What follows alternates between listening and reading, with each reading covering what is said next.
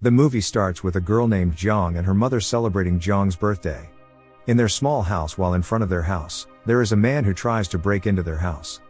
It turns out that the man is Jong's father named Schoòl. Jong can't meet with her father because her father was in prison for 5 years. When Jong's mother finds out there is someone who tries to break into her house, she pushes him away even though Schoòl gives her money. Jong's mother doesn't want Schoòl to screw up the family anymore and she throws the money to him. Afterwards, Schoòl gets angry because he couldn't see her daughter and decides to leave the house. The following day, Schoòl is working as a taxi driver and he keeps swearing and complaining about how unfair life has been to him. Feeling uncomfortable, his passenger gets annoyed by his rude behavior and decides to leave the taxi.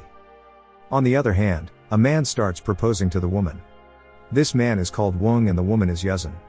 2 days before their marriage, when they're about to go somewhere, Yazon' is telling Wong that she has a weird dream but Wong ignores her. Annoyed, Yazon' asks Wong to stop the car but Wong keeps ignoring her. Yazon' then cries in anger because of Wong's excuses and asks Wong to leave her in the middle of the street. Doesn't want to argue, Wong immediately leaves her alone.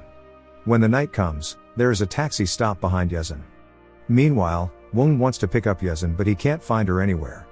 It turns out that Yazon' had been kidnapped a few moments ago by the previous taxi. When she wakes up, she realizes that she is at the empty house in the middle of the woods.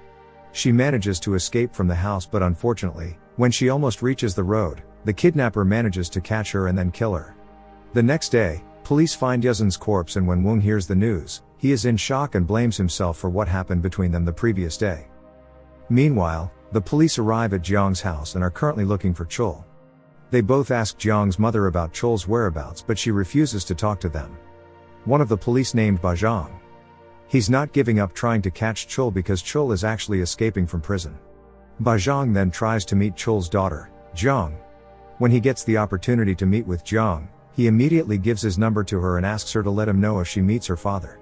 When the night comes, Schoòl slips into Jong's bedroom to meet with her daughter but Jong's mother finds him and tries to make Schoòl stay away from her daughter. Because of that, Schoòl then beats Jong's mother while Jong is seeing them fighting. Jong remembers Bajong's number and then immediately calls him. Few moments later, Bajong arrives and Schoòl is threatening his own daughter with knives with fear.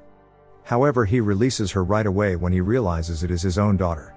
Schoòl then tries to escape through the window but Bajong manages to catch him. Schoòl keeps fighting to release himself from Bajong and it makes Bajong's gun fall. Unexpectedly, Jong takes the gun and points it out somewhere. On the other hand, Schoòl has been caught by the police and they integrate Schoòl. However, Jong's mother suddenly died and now Jong has to live her life alone. Bajong sees her crying inside the cupboard, feeling sorry for her, then he decides to adopt Jong as his foster child. The next day, Schoòl is brought into the location of the murder. There, he tells the police how he killed Yazon'. Yazon's parents and also Wong get furious because of what he did and they want to kill him right away. Meanwhile, a few hours later, at Bajong's house, Jong and Bajong play together and try to get along like real father and daughter. 10 years later, Jong grew up and became a senior high school student. They eat lunch together just fine but all her life she's been acting fine with her foster father. Meanwhile Wong, who still can't move on from Yazon', now works as a high school teacher, surprisingly in Jong's high school. He even teaches in Jong's class.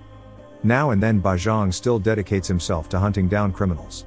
One day, there's a reporter who approaches him when he's in the hospital getting injured after chasing criminals. It turns out that the reporter only wants to create the article about the murderer's daughter. Hearing that, Bajong avoids the reporter right away because he doesn't want to reveal anything related to Jong. When the night comes, Jong is about to go to her dorm but then she sees Wong, who's already drunk and almost gets hit by a car. Concerned, Jong then takes Wong to his house. The next day, Wong starts to teach in her class again and when he sees Jong smiling, her smile reminds him of Schoòl, Yazon's murderer. Afterwards, Wong starts to hallucinate and tries to kill Jong in the middle of his class.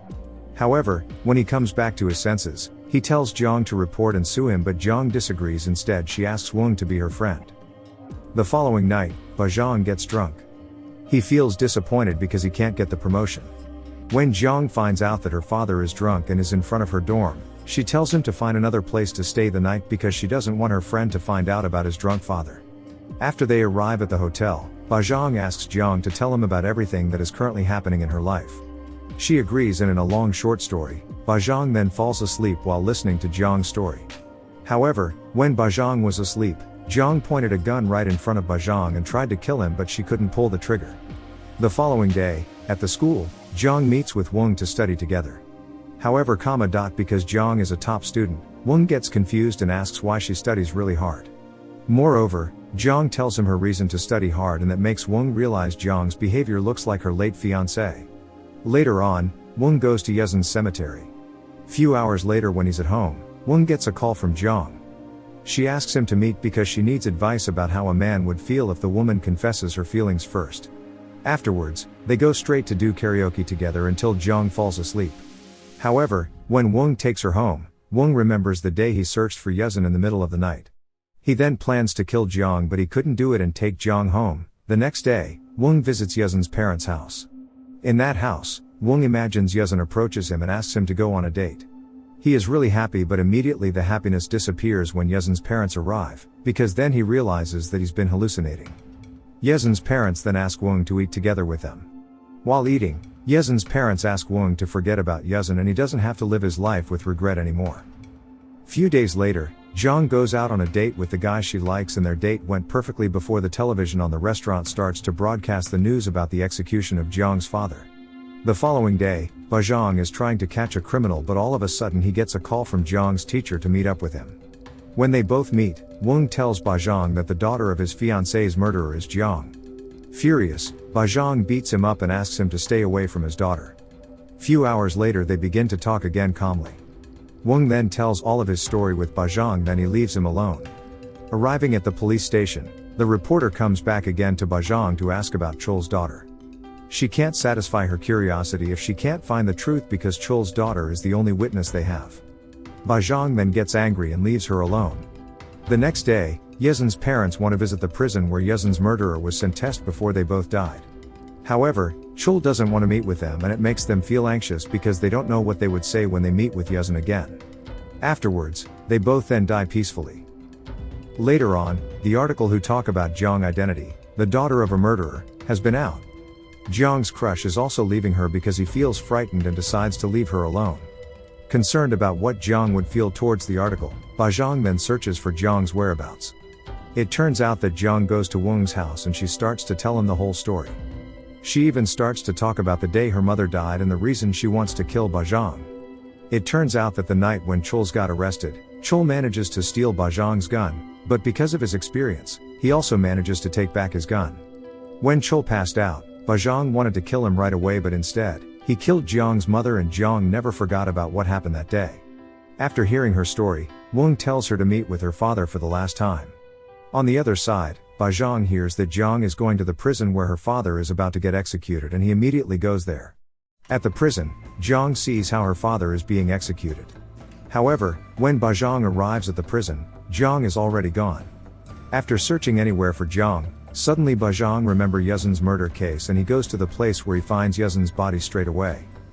Unexpectedly, Jiang is carried away by Wang in an empty house in the middle of the woods.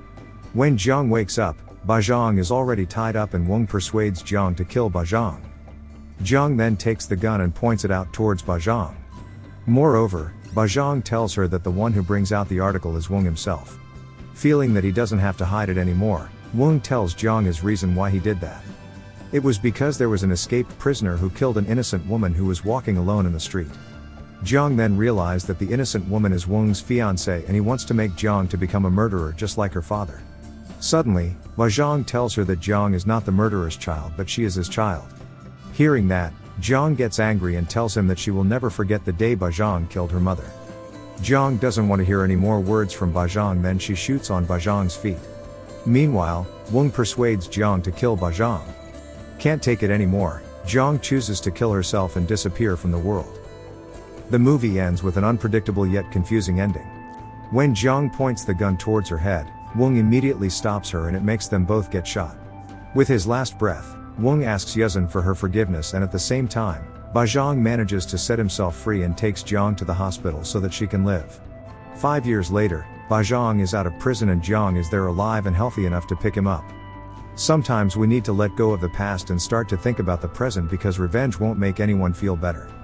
Subscribe to watch more videos like this, turn on notifications, and leave a like and comment to help the channel. Thank you for watching, and see you next time.